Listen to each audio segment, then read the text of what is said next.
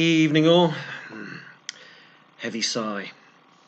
You see, it has been a very good week in the news, quite apart from England losing to South Africa at the rugby after doing so well the previous week against the All Blacks. But then again, whenever South Africa win the Rugby World Cup, it's never a classic. Whether it's the opposition coming down with food poisoning or South Africa scoring tries from dodgy forward passes, they're best quickly forgotten about and move on. Anyway, that's not the worst news of the week. I think the worst news of the week came to me about 10 minutes ago when I found out that magistrates in Cambridge have let off a Extinction Rebellion campaigner who vandalised public buildings to protest climate change, and they've let them off, saying that this person was fighting for to protect their home from climate change. So it's okay to vandalise other people's buildings. So whenever somebody on the right, on the capitalist side, says the only rights are property rights, the way the magistrates have interpreted this is you don't even get that. There aren't even any property rights, because if you feel your cause is just, you can do anything. You can violate anybody else's rights so long as you feel the cause is just, and it's perhaps the cause du jour. So that's very depressing to start this. But at least we're getting a general election, right? Well, that's a good thing, although the debate about the timing of it, would it be on the 12th of December? Will it be on the 9th, as Labour wanted it? No, it's going to be on the 12th of December, and about time too. But this is my rallying call to everybody here. There is a lot of tension at the moment between Brexit Party supporters and Conservative Party. So I won't say Conservative Party supporters per se.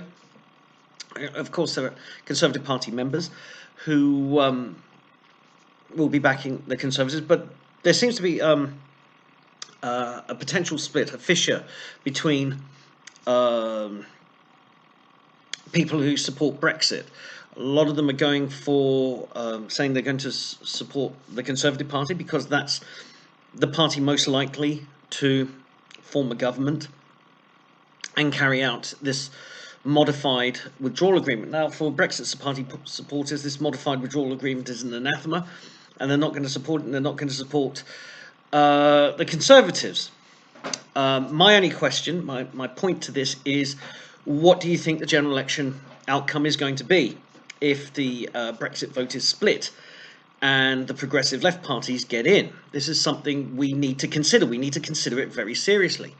Now, for me, I'm terrified at the prospect of either a Labour-led government, which would be diabolical, but also a kind of left-wing rainbow coalition government comprised of the Liberal Democrats and Labour, and possibly the Greens and the Scottish National Party thrown into the mix as well.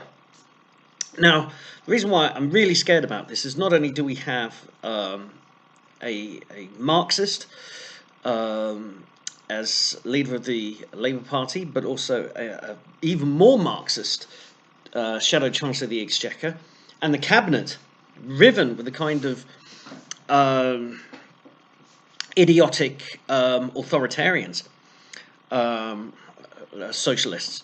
But then also with the Liberal Democrats, they have, in my opinion, have a leader, the most authoritarian leader the Liberal Democrats have ever had, in Jo Swinson. This woman does not epitomise either liberalism or democracy in any form. She is a progressive authoritarian, and with the intention of utterly revoking Article 50. Now, those Brexit supporters who are admonishing people like me who are considering supporting the Conservative Party at the next election say, well, this pact will never happen. Swinson said we can't do a deal with Labour. Labour said they can't do a deal with the Liberal Democrats. But don't fall for it. The potential is always there. Because at the end of the day, what Corbyn and Swinson would like, and their supporters would like more than anything else, is to eliminate the right wing from British political life. I mean, this is what so many people on the progressive left think. They think conservatism or being a right winger or being a capitalist is some kind of aberration, some kind of mental illness. It's morally wrong. So they would put their differences aside just long enough if they saw the prize. The prize is getting rid of a conservative government, and in the short time that they have together before their coalition fractures, they revoke Article 50, they keep us in the European Union, and then even more hate speech and hate crime legislation comes through. The amount of damage they could do in perhaps 6 months of being in power. Now, some Brexit Party supporters have said, well, okay, I don't like the Conservative withdrawal agreements. They're all cucks, they're all cowards and traitors. The Conservative Party needs to be destroyed. This is the Peter Hitchens line of argument. But always it comes back to, okay, who replaces them on the right? The Brexit Party, remember, is a coalition of people who, from Claire Fox to Nigel Farage and everybody in between. It is a coalition in itself. It's a temporary alliance between, various political opinions who've come together over one issue. And people are saying, okay, we'll just have 4 years of Corbyn government, he'll ruin everything, and then the Conservatives will, or whatever right-wing party replaces the Conservatives, will sweep back in. Or will it? Will a right-wing voice be allowed to grow and develop in that 4 years? I don't think it will. I think the oppression on people who aren't progressive left, if Labour or a Labour, Liberal, Democrat, Scottish National Party coalition came together, I think the suppression of right-wing thought and expression, the ability to organise, mobilise and come back at the next general election will be damaged. I don't think we'll be given a chance because this is absolutely the stakes that we're at. So I'm not going to tell people to vote Conservative in the next general election, but I want people to start thinking. Is what I do. I'm a war gamer, so I war game through strategies and outcomes in my head a lot. And when I think about politics, I think as a gamer. And okay, so look at the possibility of a progressive left coalition or a Labour government getting into power and thinking through, based on what they've said already, based on what kind of influence Marxist thought has in our institutions. Remember, our media, our newspapers, our television, now the magistrates' courts, our legal system, our education system, absolutely infiltrated with Marxist thinking. And just think about, if Labour are in power or Labour Lib Dems are in power, just how far will they push that even more? That's just something to bear in mind when we're arguing the points. I would like to see a pact, a coalition. Both Farage and Johnson say, well, Farage offered the possibility of a pact with the Conservatives saying, we don't need a pact. I don't know if there's going to be something going on behind the scenes. Maybe it's not clever for the Conservatives and the Brexit Party to tip their hands too much in the public view in front of the left at the moment. Maybe something can be cooked up at the last minute. We don't know. But just let's think things through carefully. Just think about the consequences of having an anti-Brexit government in power and what that would mean.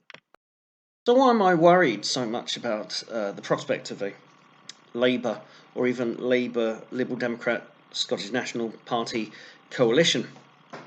Well, it's because of the actions of their MPs, of their supporters, who, to me, when they get on social media and when they're interviewed, are advancing ideas that are increasingly authoritarian, disingenuous, and seem to want to push the country socially in a direction where somebody like me, and for a lot of people in the country, a huge section of society, would feel like aliens in their own society, ideologically speaking.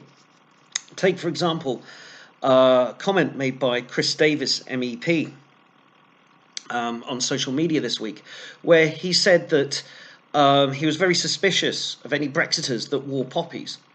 I think it was dishonest of them because the poppy is the symbol of remembrance of sacrifice given to servicemen during the First World War. But also, he said it was a symbol of peace. That's not exactly true. It is a symbol of remembrance. It's not necessarily a symbol of peace. We remember the sacrifice and we remember the horrors of the First World War, indeed the Second World War, and this poppy has also been adopted to cover all wars and conflicts that the United Kingdom finds itself in, and we remember the sacrifice of the servicemen. But that remembrance makes us sort of respectful and wary about waging war. But it's not a peace symbol. That's the peace symbol. You know, the inverted trident, as it were. That's the peace symbol, not the poppy. So he's trying. So this was taken and twisted by a number of other ardent Remainers on social media, the FBP types, saying that it's disgusting that Brexiters should wear the poppy. There would be a disgrace to the memory of those who had fallen. And this is just yet another case of trying to demonise people who voted to leave the European Union. This is trying to make Brexiters look immoral, and it's disgusting and it's sick behaviour. But that's why I say, you know, do we want these people to have the whip hand over the country as a whole? You know, people who think like that, people with so much hatred and bile towards just over half their fellow countrymen, it saddens me. It absolutely depresses me, and I am fearful of what some of the ardent Remainers what they would do if given even more power than they already have. And it just gets worse from there.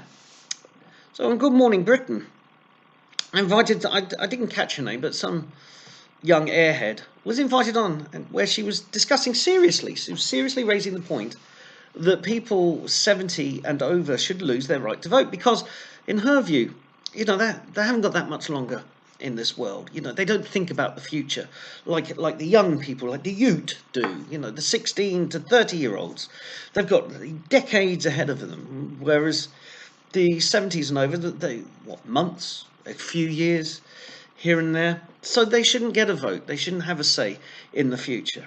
It's a disgusting attitude. Easy to debunk as well. You don't think people over 70 don't think about the future. If you're 70, you might have the way life expectancies and people's general health have improved, you might have 20, 30 years. What can you achieve in that time?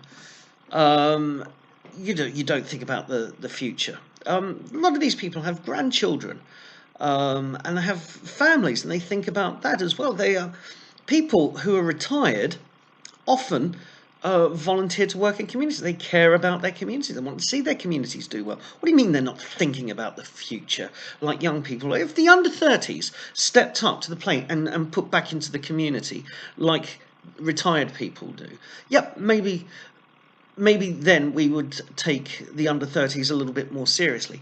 But this vanity and narcissism that says, me, I'm the one with all the smart move. I'm the young. I'm the one who cares. I'm the one. Well, you care? You care? What do you put back? What do you put back? You're drilling holes in council buildings. You're dousing yourself with blood going, shame, shame, shame. And you think that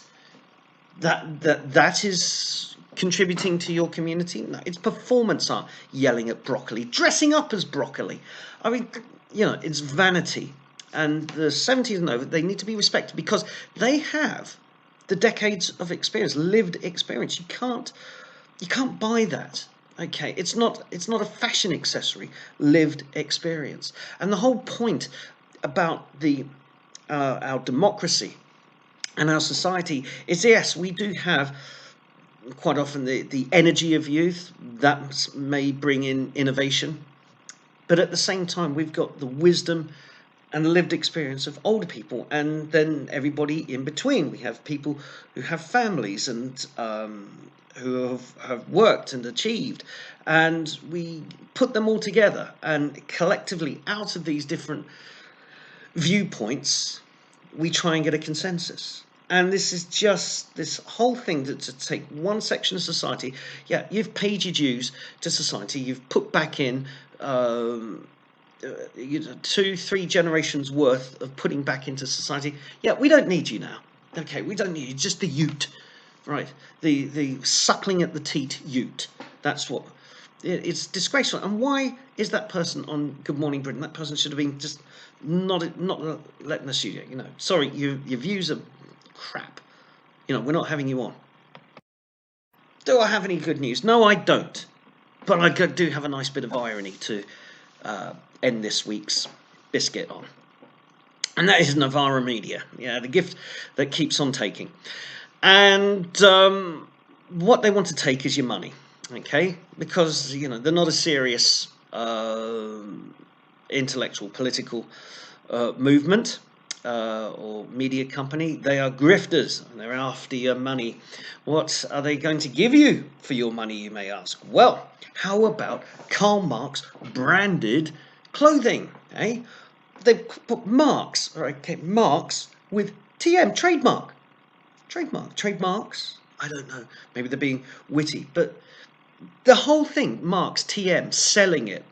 Okay, it's pure capitalism. But hey, we put Karl Marx on it, so it's like communism, capitalism all coming together, and everything. That flipping potato head, Asaka, literally a communist, making money with trademarked Karl Marx. Give me a break. That really does take the biscuit.